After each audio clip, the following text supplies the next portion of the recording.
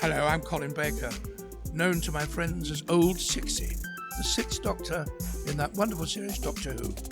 And I am proud to tell you are listening to me, and also Gallifrey Public Radio, the radio that brings you everything from Doctor Who to Rhino Wants a Wife, which is a book written by Lucy Baker, my daughter. It's a children's book. You can get it from fbspublishing.co.uk, and it's about a rhinoceros who is lonely and wants a wife, and it's illustrated by my other daughter's boyfriend, and it's a bargain. Buy it.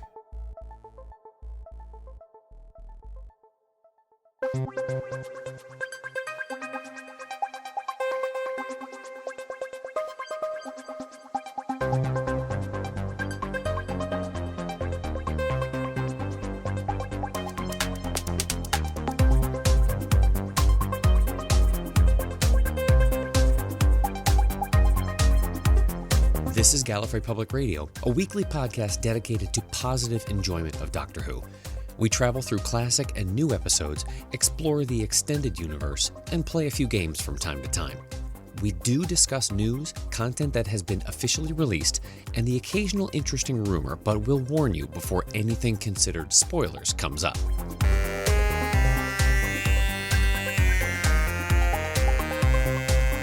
Welcome to episode 381 of Gallifrey Public Radio, where it's the end of the world as we know it, so why not fire Owen for good measure? It's the least we can do in these troubling times. I'm Haley. I'm Jay. And I'm Kier. This week, the rift opens, the hub collapses, and Cardiff looks like the cover of an 80s heavy metal album as Abaddon stomps out the tune for the Torchwood first season finale, End of Days. It's been a number of episodes. It certainly has. No one can say it wasn't. So we want to make sure that we get our initial right-off-the-cuff hip-shot reactions to what was the unexpected two-parter to close out the first season. Jay, what did you think of what led us to the wide-open rift and everything that comes with it? I could not remember anything that came with this episode, and after watching it again, now I understand why. Really? I remembered the giant demon, but I didn't remember anything else that had anything to do with it. Okay, so the catalyst that led up to the son of the beast, which I thought was always so interesting because of the fact that they actually connected this with the Satan pit. Mm-hmm. And said that this was the son of the great beast. That always, every time I would go back to this, I would think, oh, really? That's, okay. That's his daddy? Oh, I mean, okay. there was a certain family resemblance there, i.e. using almost the exact same visual assets. It's true. They already had the model built and everything. God, I'm not going to render this thing twice. Just run a sepia tone over it, for crying out loud.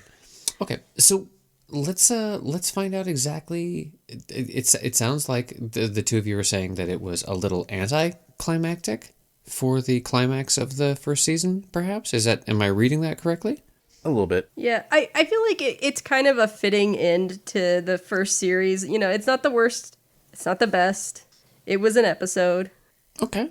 Well, let's dive a little deeper and see where the merits are and where the stitches show. All right, let's do it.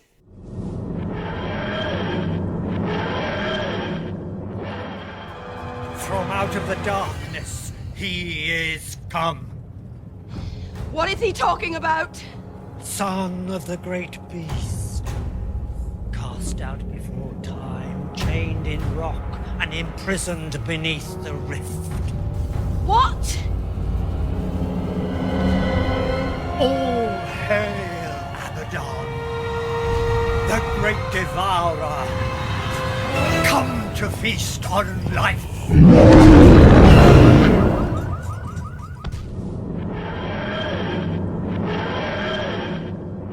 There is the aspect, for obvious reasons, because of everything that they have built up to, and this attempt to pull all of the fragments of the season to date together, that everybody's really irritated with one another. And not just for the obvious reason of the dangers of pulling Jack and Tosh back through time by futzing around with forbidden rift technology. There seems to be this convenient, well, I say convenient, I'm sort of letting my cards show here, this aspect of everyone seeing certain visions of things that allow us to tap back into almost the entirety of the rest season writ large, right? Everybody gets these visions. Mm-hmm. Is that aspect and the whole aspect of everyone just nearly everyone being at each other's throats, or at least just really, really irritated with one another, something that you think makes a valuable contribution to the intensity or the dramatic nature of this sort of a finale, or did it seem like something done specifically for that intent? Did the writing show, or did the writing serve its purpose? To me, honestly, it felt kind of like, well, we need something to kind of draw start the tension early. Like, I don't feel like it contributed anything to the overall plot. It was a device just to kind of kick things off. See, I thought it was a good idea. It's a good way to put everybody against Jack and on the same team. This is why everybody wants to open the rift. I just feel like everybody was up at like a 12 the entire episode. And part of it might have been the music was really amped up the whole time.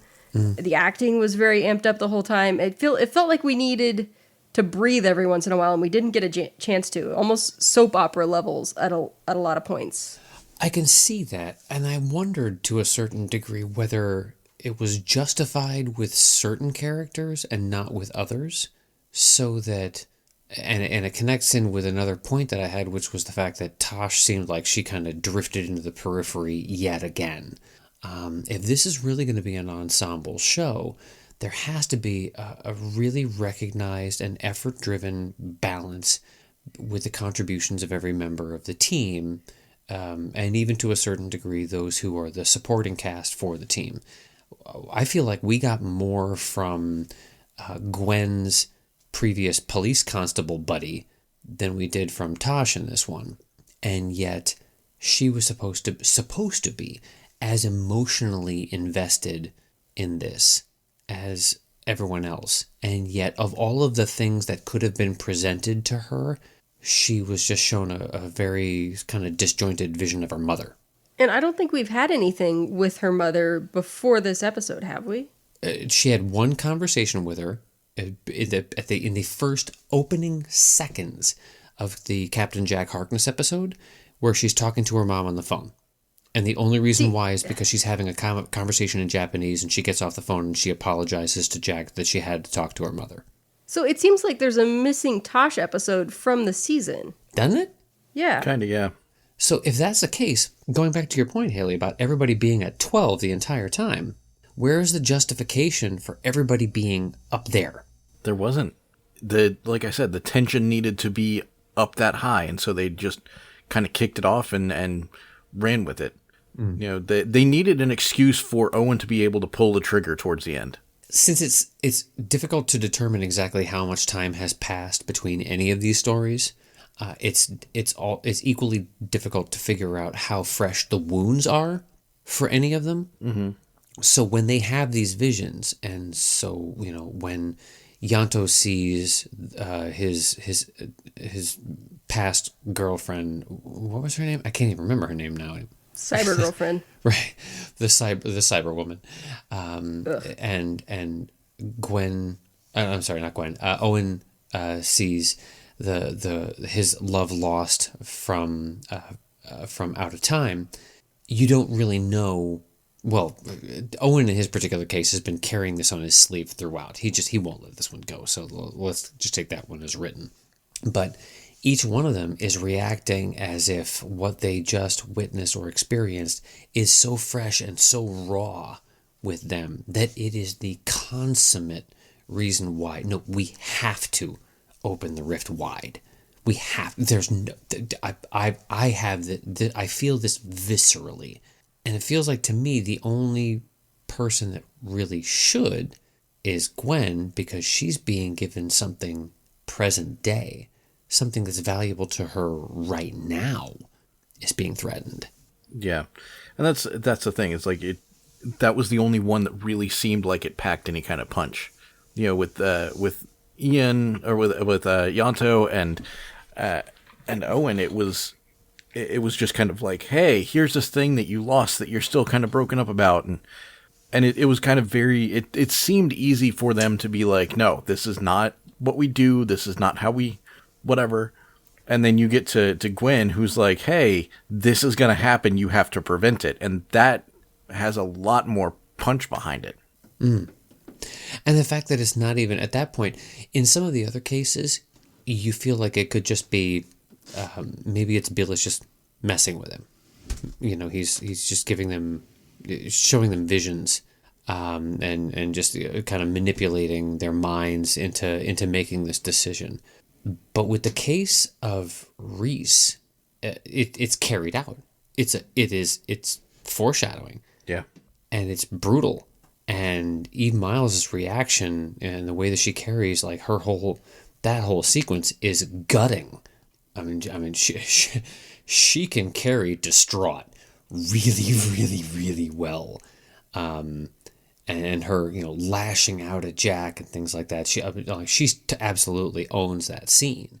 But that's the kind of level where, if you want to try to convince me that you're taking this team that has been trained to revere and fear the potential power behind this rift and everything that goes along with it, and the reason why these protocols are in place, and then you're going to get them to abandon those, it has to be, the justification has to be that intense. And that seemed like the only one that really met that measure for me personally.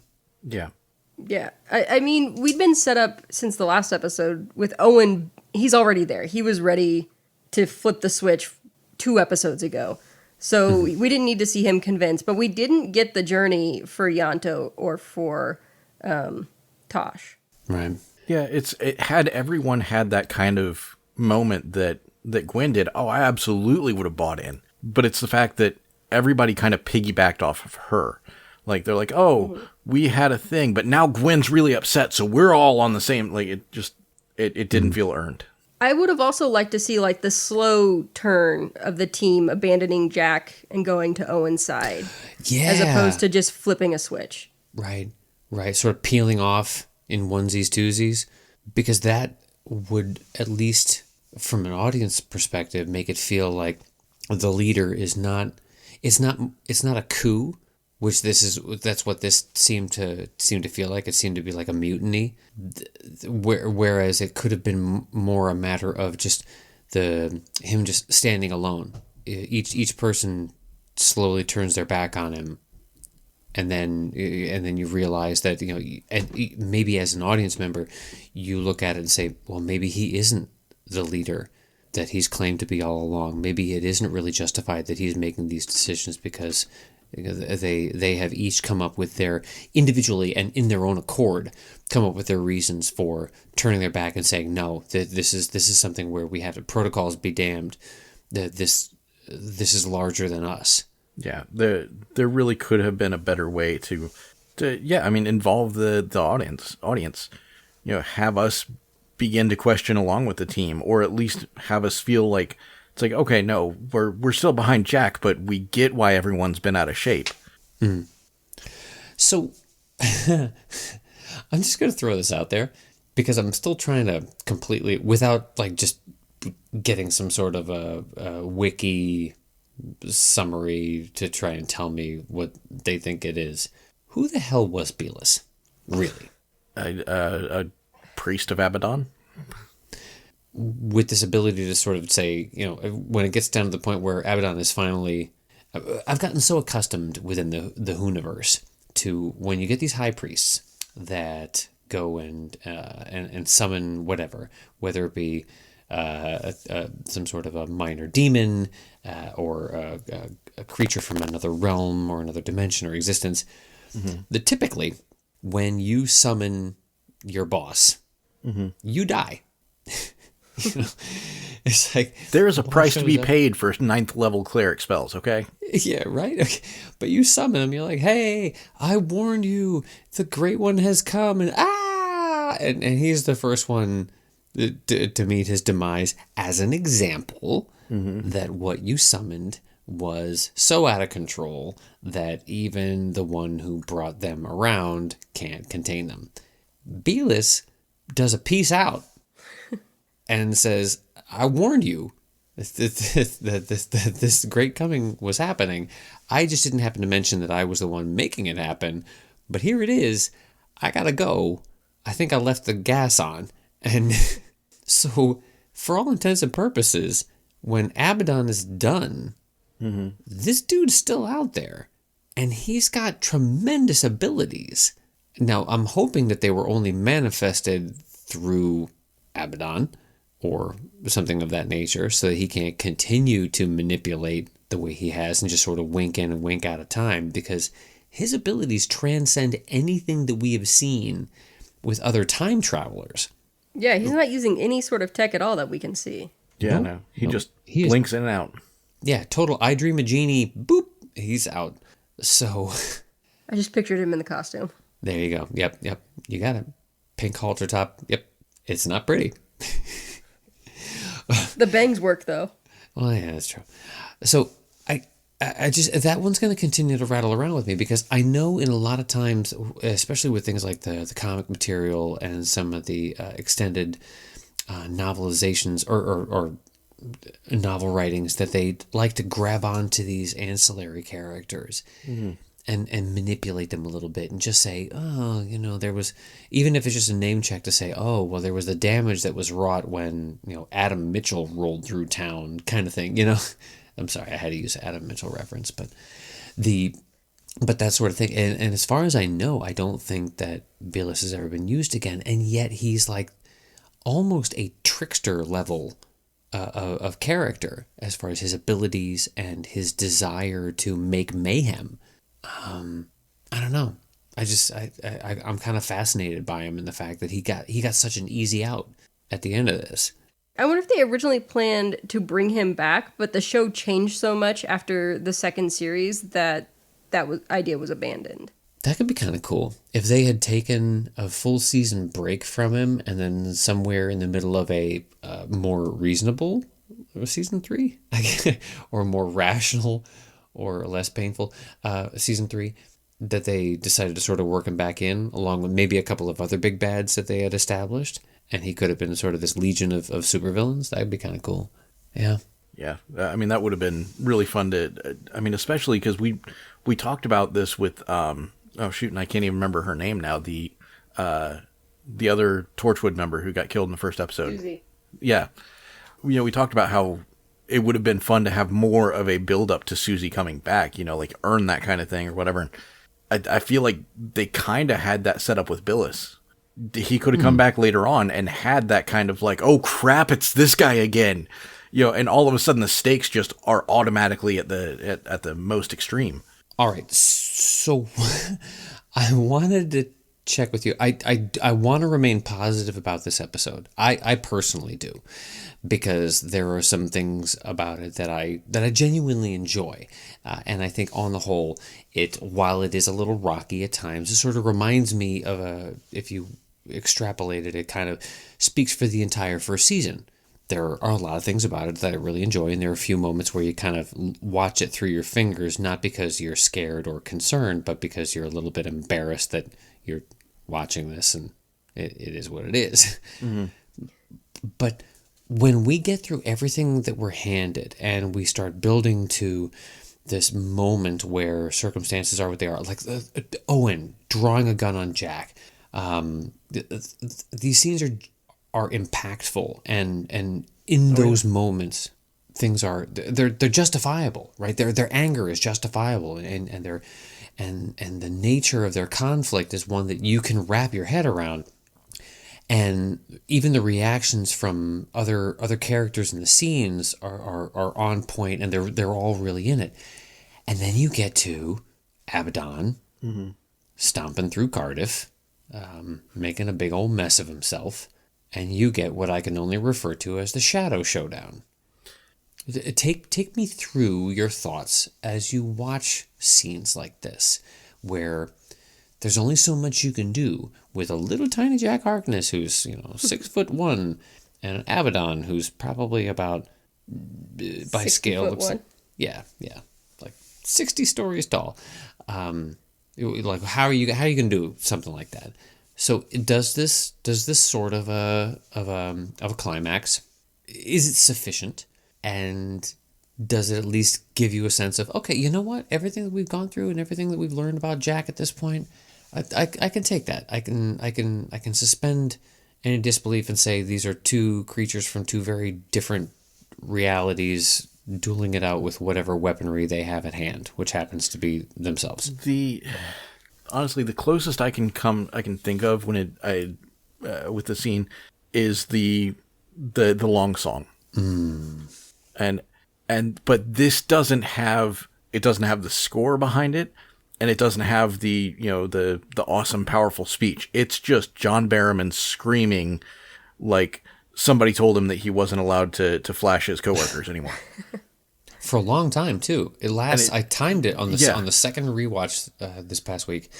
It's at least 1 minute and 20 seconds of him kind of leaning back, and it's a long sequence. Yeah.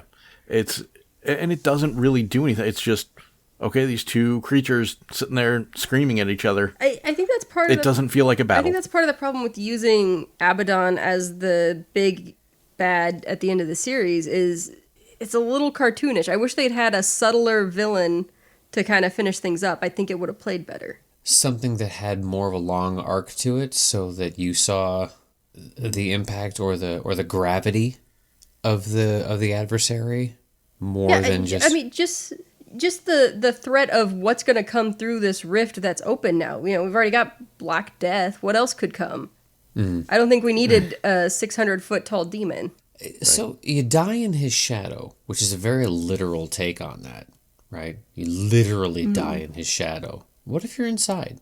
That one guy got into a doorway and he still died. But I watched that one in particular because I noticed that dude who was the street cleaner, and he was at least partially in there. There was a little bit of light that was thrown into that little alcove where he ducked in. He wasn't totally protected.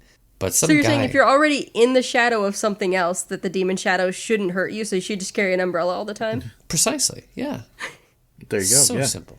This is how we fight demons. What if you're wearing really good sunblock? I don't know. These things still need to be explored. We need to do adequate Abaddon testing. He wasn't around long enough for us to put together some control groups. All right. So if that's considered to be the climax moment of the episode, it seems like we are handed all of these little denouement moments that are equally powerful, right? Or intend to be equally powerful. And maybe it's a matter of, as you're watching the season, whatever particularly resonates with you, we're going to throw you a half a dozen things in the final 2 minutes that might be just for you. So you've got the Ianto kiss, right? So that's finally, you stick the landing on that and say, aha, okay. So this is more than a professional working relationship. There's a lot more than just real professional concern and courtesy going on here. There's a fledgling relationship going on, or at least in one of their cases, we don't even know Jack is capable of a relationship, but nonetheless. Yeah. But to me, I almost wonder, didn't you want that to be something that was given earlier?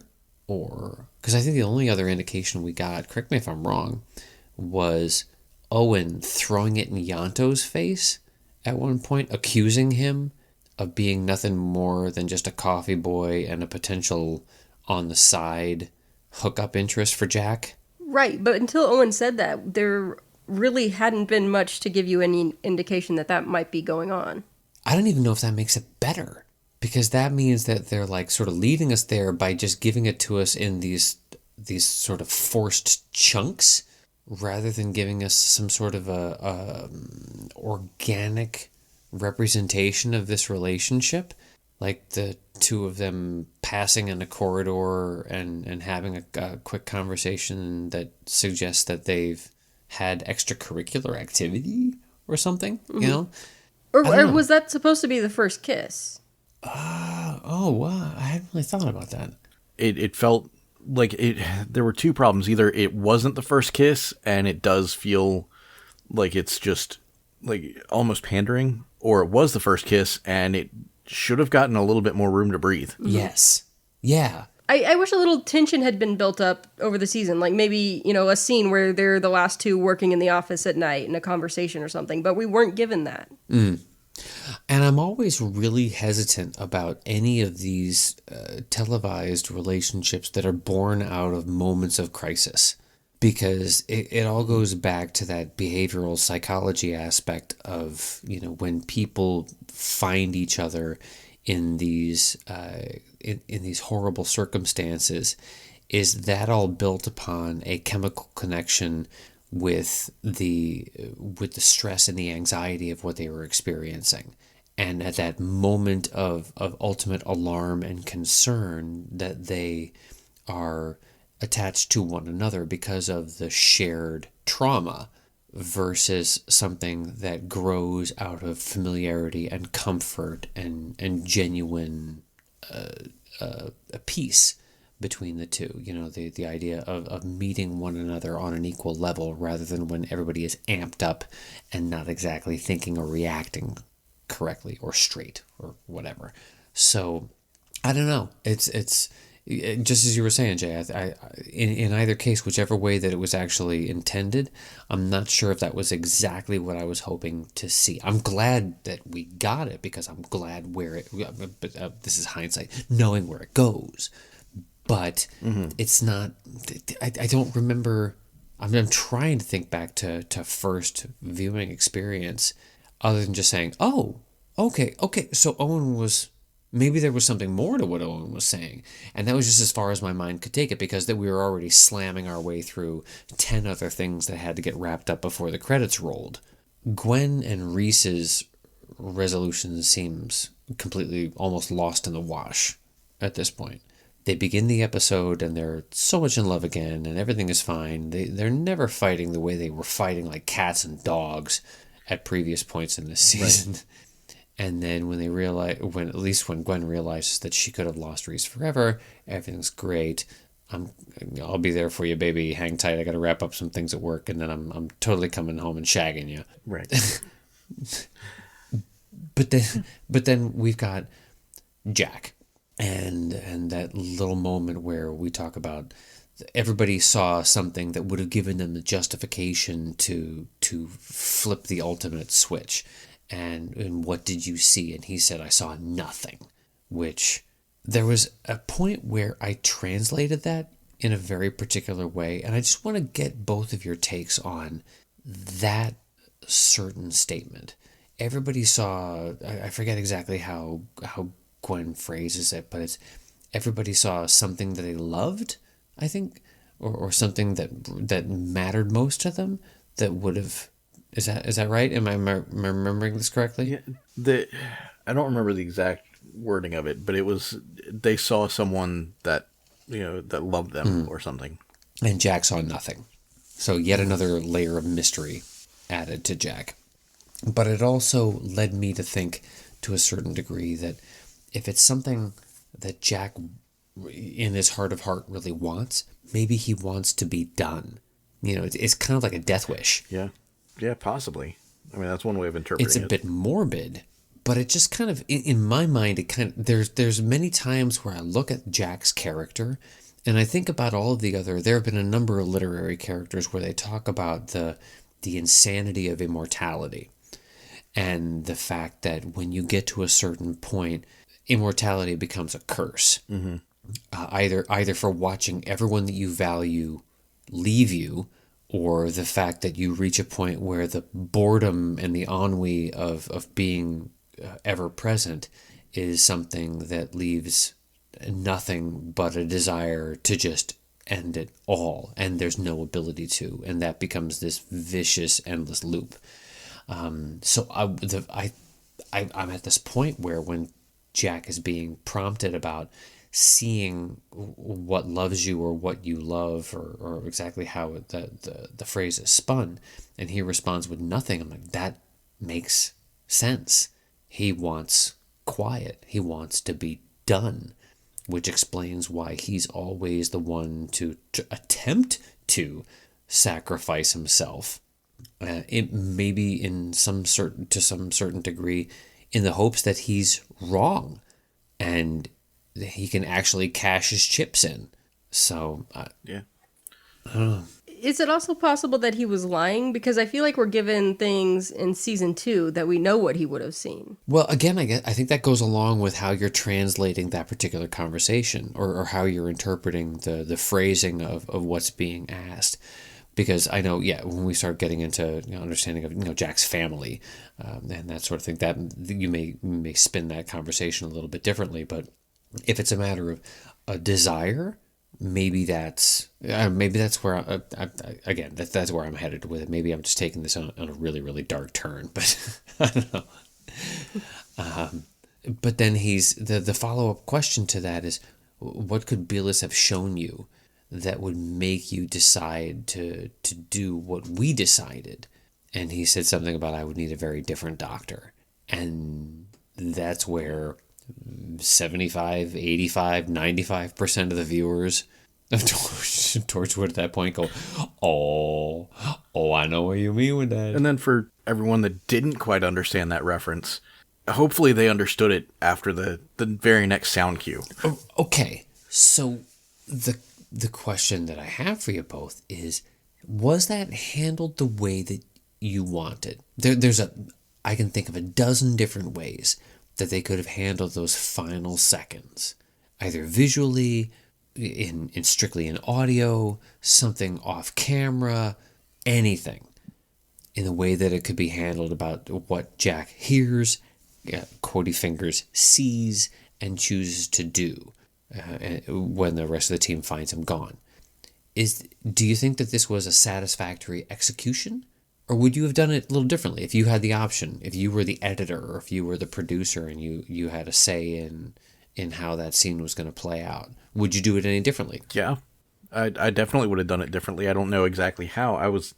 I wanted to go back and actually watch Series 3 of Doctor Who and figure out, I can't remember exactly how Jack winds up joining them, but trying to, it doesn't make sense in my head from what I remember. So I don't know exactly what the best way to handle that would have been, at least trying to tie it in with what played out. But I don't think that, him hearing the noise and running off and Gwen just not seeing anything at all was the way to do it. Maybe having her catch the end of the dematerialization sequence or something, or... Yeah, I mean, have her, it's like there was a police box, like an old police box or something, and, she doesn't necessarily have to solve the mystery, but, have it be something that she can go on to where her craziness has a different flavor than just, I swear he was right here. Right. Or even if it was something that she couldn't articulate, I'm wondering if you could have at least gotten away with the visual of seeing Gwen's face with the light brightening and darkening, as if the Fresnel on the top of the TARDIS was winking in and out, and she was just catching the tail end of it and couldn't quite explain what she saw, but just knew that Jack was gone. So you wouldn't even have to change the dialogue. You just had the scene where, where she's witness to something and you're only seeing her in the frame. I don't know. Haley, would you have left it intact, or are you satisfied with the way it was executed? Or No, I feel like there was a better version of the scene. I don't know exactly what it was, but I feel like there is a better way that it could have been done. I'll bet they tried a few different things. I wouldn't be surprised if there was extra footage and they had to sit there in the editing room and figure out exactly how much of their hand they wanted to show. Yeah, I would love to see what got cut. Yeah. All in all, how do I feel the first series of Torchwood went? I think if you were to step back from individual opinions of the installments, what they attempted to do, or what they set out to do, and what they gave us was executed. it's a matter of how much you want to get mired down in the minutia of each individual story. If you can keep it at a higher elevation and say, I wanted to know that there were people that had serious flaws, that had secrets that they chose to keep from one another individually and in groups, so that you had factions within the team, because that always makes for fascinating drama.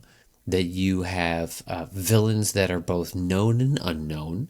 That you've got story arcs that do not get resolved by season's end, but you don't feel like you've been led down dead-end streets. Like, it's why did you even queue this up if you know you're never going to execute this thing? They seemed like they wanted to go back and touch on, at least in a couple of instances, go back and tap almost every story, maybe with the exception of our ghost story. But they were very careful to make sure that the characters, in whatever capacity they could, were always cognizant of some of the stuff that they've been through to date, so that you didn't feel like, wow, they got over that really quickly by the next week kind of thing. I think it did that. RTD is a good craftsman when it comes to knowing the larger frame of artwork that he's creating, and the fact that people are going to be looking at all of these different little facets and saying, Gwen shouldn't really be so happy right now because she and Reese have been having it out for 2 weeks on the show, and she's one to carry her baggage quite a bit when she comes to the workplace, so she should not be so chipper.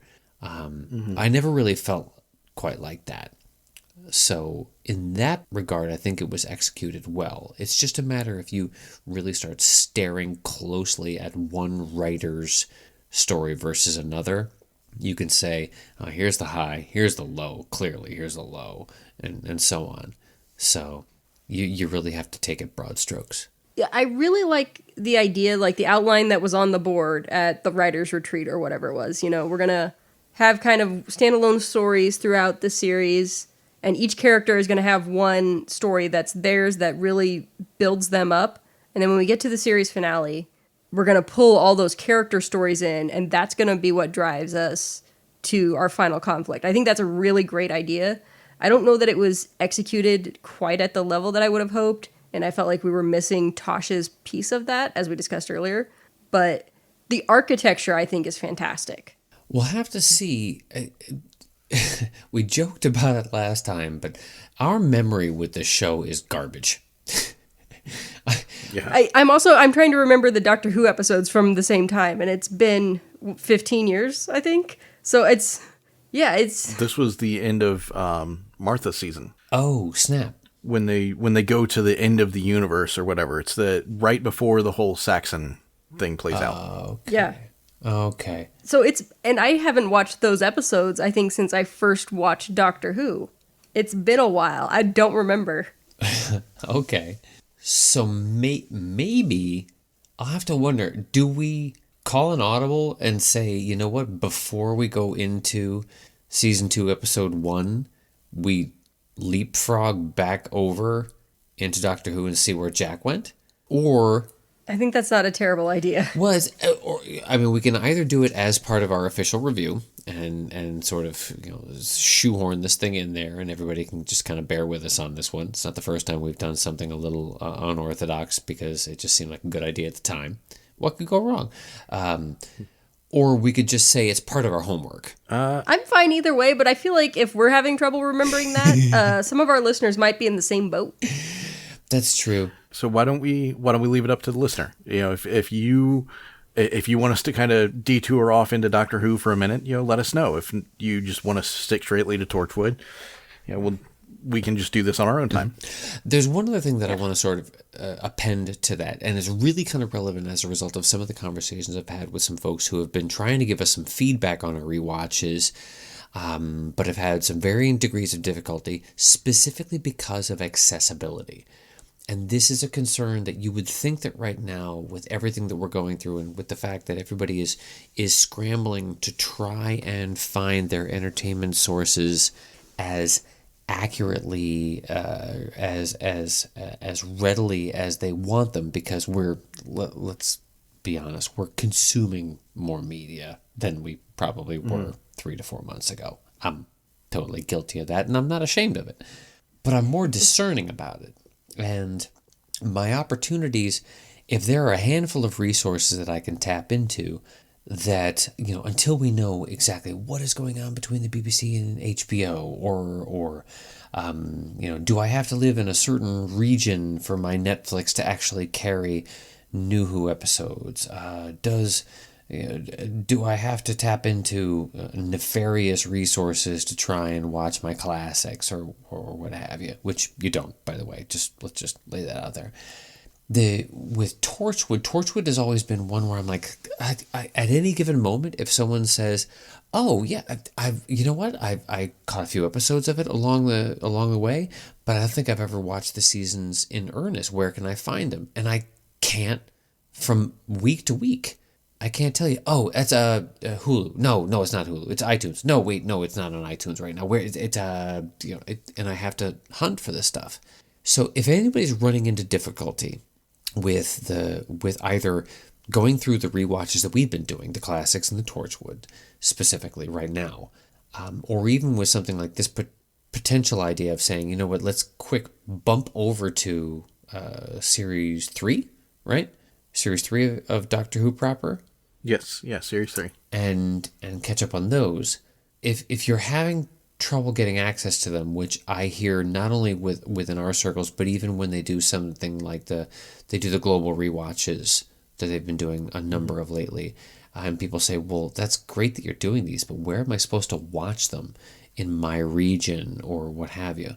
Let us know about that, because I'd love to hear everybody's thoughts on their expectations and their desires about accessibility to the content, specifically right now, given these circumstances, because this fascinates me, especially the fact that we hear from so many people on a global basis that are saying, it's great for you in the US and Canada and UK and so forth, but here in Australia, we're dealing with this, or here in Germany, we only have access to these and so forth. So it's an interesting conversation. I'd love to have it. So please chime in with us on that.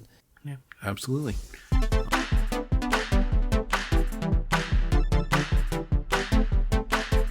We're going to keep this short and sweet, because this is strictly visual, and it's a lot to process, even in a visual medium like that. So 2 points. Jay, flip a coin. Do you want the one to ponder, or the one to sit back and feel the pain in your chest? Let's go with the first one here.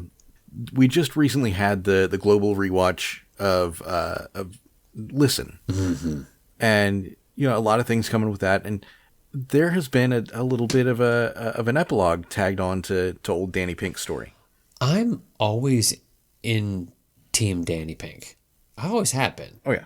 I think it's probably because of the very Brigadier-esque kind of parallels. Yeah.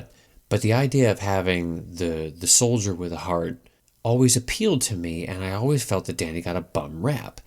The weird thing about this particular poem that was written and then narrated, Richard Ashton did a lovely job of narrating for it, and the illustrations that go along with it that are very that are straight out of our comic talent, and it's a great thing to kind of watch on a panel by panel reenactment.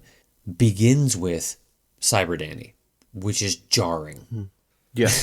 Because listen, Danny Pink, and that story, and going back and using that point as seeing a little young Danny Pink and being comforted by the Doctor, and there's even the connections to what the Doctor was afraid of. I love, we all loved that story when it was first handed to us. It was something that was kind of a fascinating little exercise.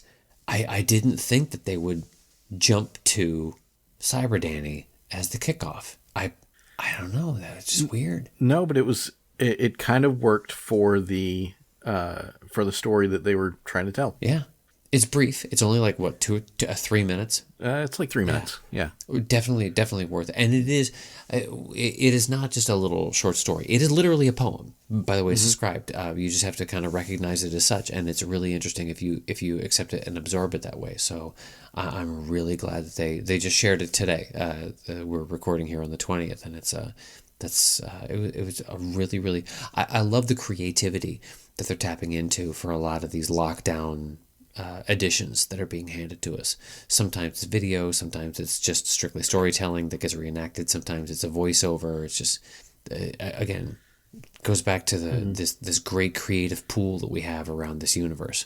Yeah, more content, more. Yeah, keep it coming. As far as creativity, even outside of what the professionals, finger quoties, professionals are doing for us, there's what the fan base is doing or has been doing. And oftentimes, at least in this particular instance, something gets created that is a long time in the making because of the complexity of it. Mm-hmm. And while it's not necessarily born out of, this was not a quarantine project by any stretch because it sort of predates that, it makes you wonder if this was done when we had our, all of our work demands and everything on our time and everything that we had to do, and you can still put together something like this, and we're just going to call this the end game credits for Doctor Who. Imagine what's being worked on right now that we'll see in a couple of months. Oh man, I can't wait. It's going to be fantastic. So there's a video clip out there, and we will share it with you, that has just been making the rounds this week, that was assembled based on clips carrying through the close of 2019. So it doesn't really incorporate a lot of Series 12's episodes in it. But it's done in the style of the Avengers Endgame credits, closing credits. Mm-hmm. So it's, right in the feels. I mean, anyone that has seen Endgame, that some of the most emotional stuff to come out of that movie was sitting there and watching the credits. Right. Yeah. And seeing the love that was put into, this 10, 12 year, achievement. Right. So now extend that to 56 years at the point that this was done, and choosing all of the material as far as when each character was being introduced, what little snippets, what little scenes were you going to put behind their name and their visage to say, this was their point in the story. And there's one more thing that I wanted to see if either of you caught, and that was the sequence. Did you notice, we started with companions, and then we worked our way through to modern day, and then we went to the doctors. Mm-hmm. Did you notice the way that worked? I noticed there were a couple that got pulled out and given the special with so-and-so treatment. Right. And there's a bit of conversation about whether some of that was justified. How many withs and ands did you have to put in there, and who gets those revered positions? And that's really up to the creator in that particular case. But notice that the companions escalated upward chronologically. Yeah, and the doctors went backwards. Back down to Hartnell. Just really, really classy in the way it was done. And I don't know why it was that the 8th Doctor got snubbed the way he did. Because he wasn't technically part of the BBC show proper. Okay. He never had an episode that fell in the range of the show. Okay.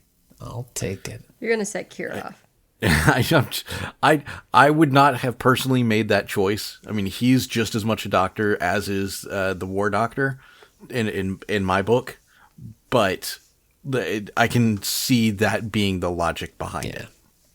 It is still a great emotional journey. It is definitely worth the couple of minutes of your time to watch and just really appreciate the selection of character moments that each companions as well, as far as just what's going to be the little things where you say, when I picture so and so in my head, my mind immediately goes to that scene, and see if it maps to what this particular editor chose to put together. Special kudos to Rory, who is not always my go-to companion on these things. But if I think of Rory, I think of him slowly taking off the Centurion's helmet and showing everything that he's freaking worth. So that's one in particular that stands out in my mind. Oh yeah, it was great. So there you go. I'm SP from the Starling Tribune, a show about the CW television show Arrow, part of the Gonna Geek Network, just like the show you're checking out now. Shows on the network are individually owned, and opinions expressed may not reflect others. Find other action-packed geeky shows at GonnaGeekNetwork.com.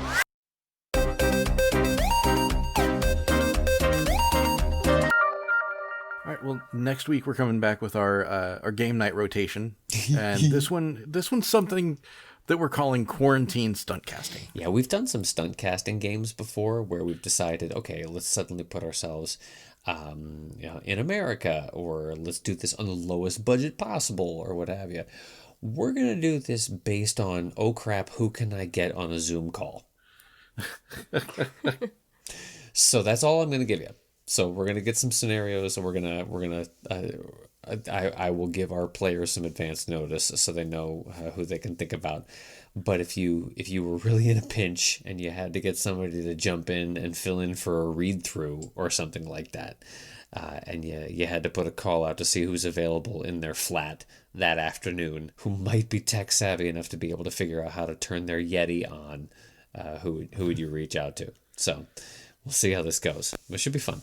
Well, this has been episode 381 of Gallifrey Public Radio. Until next week, this is Jay saying, this is the end of the world?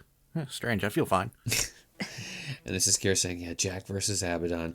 You know, I haven't seen a battle between light and shadow like that since the last time I saw people stumbling out of a rave club at 7 a.m. And this is Haley saying, way to put your weight behind it, Gwen. We'll see you guys next week. LZ. Bye.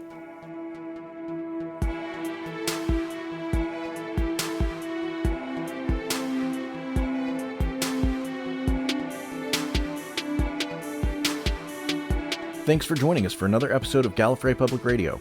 Want to keep the conversation going? You can find us on Twitter, Facebook, Instagram, and YouTube, or just send us a good old-fashioned email to feedback@gallifreypublicradio.com. You can also give us a phone call at 754-225-5477. That's 754-CALL-GPR, and you may hear your voice on a future episode of the show. Everything's got to end sometime, otherwise nothing would ever get started. Join us next week for a brand new episode.